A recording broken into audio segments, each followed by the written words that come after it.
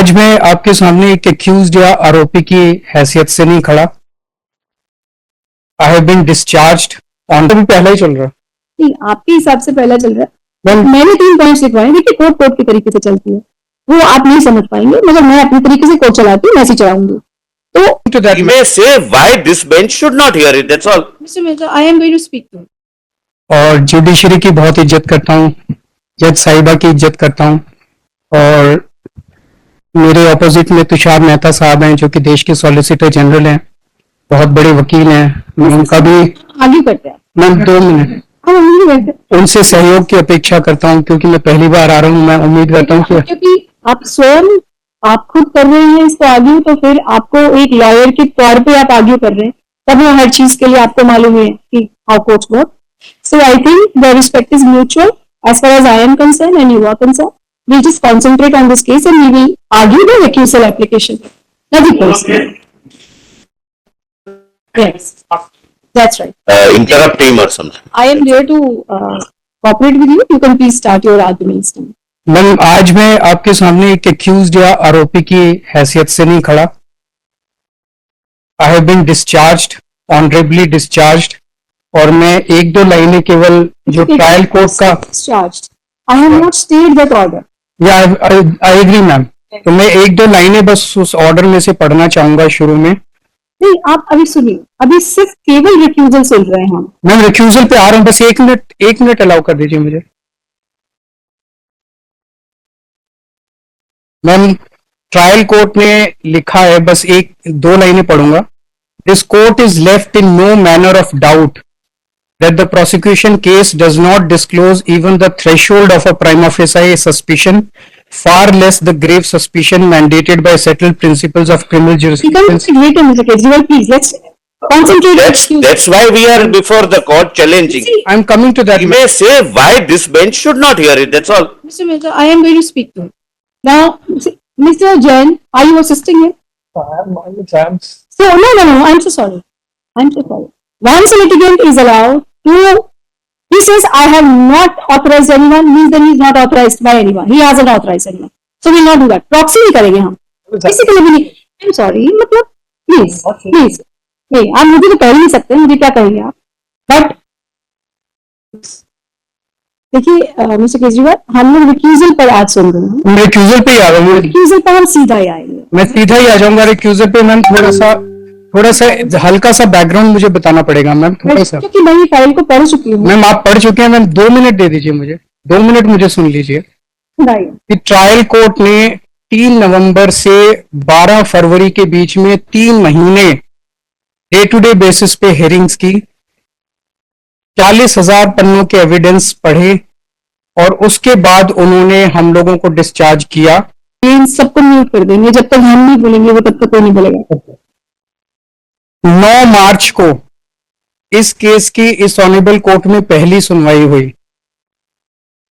9 मार्च को जब सुनवाई हुई, इस कोर्ट में सीबीआई के अलावा कोई और पार्टी मौजूद नहीं थी। किसी भी पार्टी की सभी पार्टियों की गैर मौजूदगी में एक्स पार्टी बिना नोटिस जारी किए और बिना किसी की सुनवाई किए, बिना किसी का रिप्लाई लिए, इस ऑनरेबल कोर्ट ने ऑर्डर पास किया that prima facie this order appears to be erroneous on certain issues. जो ट्रायल कोर्ट ने 3 नवंबर से 12 फरवरी के बीच में लगभग 3.25 महीने डे टू डे बेसिस पे पूरा दिन सुनवाई करके ऑर्डर पास किया था 40,000 पन्नों को सुनने के बाद, उसको 5 मिनट की सुनवाई में इस ऑनरेबल कोर्ट ने प्राइमा फेसाई गलत डिक्लेयर कर दिया, इरोनियस डिक्लेयर कर दिया।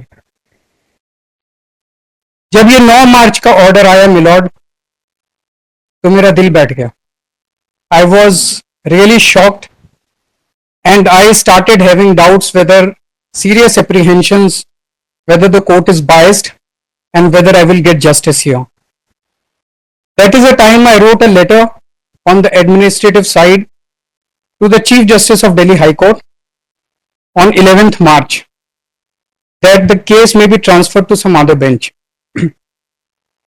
On 13th March, I got a reply that once a case has been assigned to a particular bench according to roster, the decision for the same lies with the respective judge whether he or she wants to recuse or not.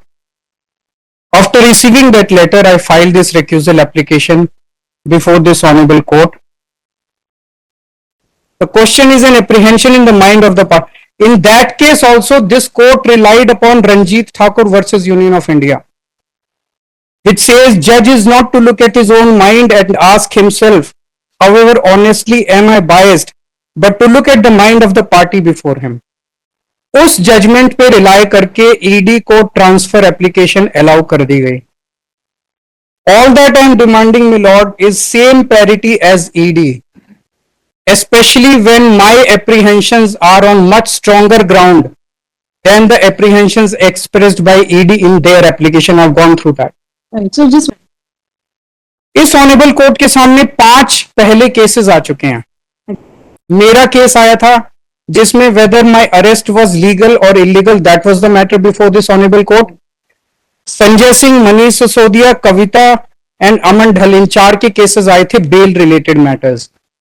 In 5 cases में जो observations इस honourable court ने दिए थे, they almost amounted to judgments. I would read out some of the extracts with your kind permission. yes, yes. मेरा case जो था ma'am आपके सामने, my matter related to illegal arrest. The limited matter that the court had to decide was whether investigating officer had reasons to believe. IO had recorded his reasons. The court had to decide whether those reasons were sufficient or not. The court was not required to put their weight behind each of the reasons. The court was also not required to give a final verdict on each of those reasons. But it appears, मैं अभी कुछ extracts पढ़ूंगा, it appears the court gave a final judgment of many of those points. In just 2 hearings, 2 hearing हुई थी, 2 hearing में final judgment कर दिया गया. There was no charge sheet before this honorable court, and a final judgment or final conclusion was not even sought by ED. इस पे भी एक फाइनल फाइंडिंग दे दी गई थी अप्रूवर स्टेटमेंट्स के ऊपर. I was almost declared guilty ma'am, I was almost declared corrupt. ऐसा लगा जैसे केवल सजा सुनानी बाकी रह गई थी. I don't want to comment on that. That's what you are thinking.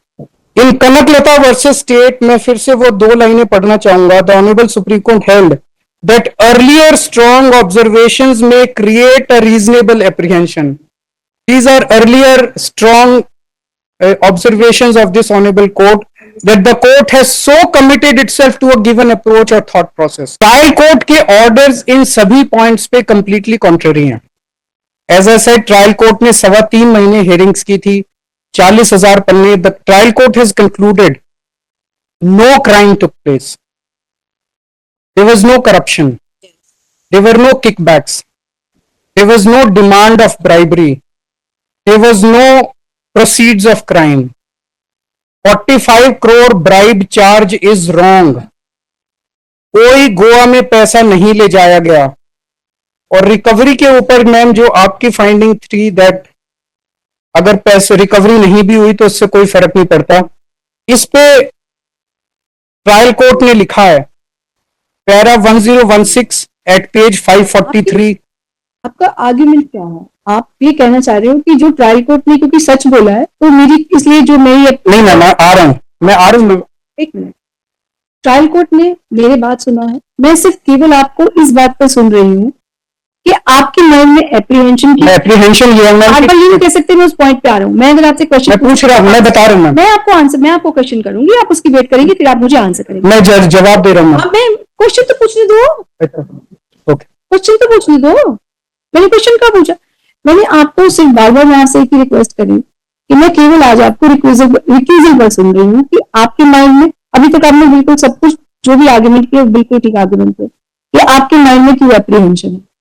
जिस वक्त मैंने वो वाले ऑर्डर्स करे उस वक्त प्लीज कोर्ट का कोई फैसला तो था नहीं. वो तो फैसला उनका फैसला बाद में आया, उसको टेस्ट किया जाएगा जब मैं आपको आर्ग्यूमेंट में जो भी मैं सुनूंगी या कोई और कोर्ट सुनेगी, depending on the outcome of this thing.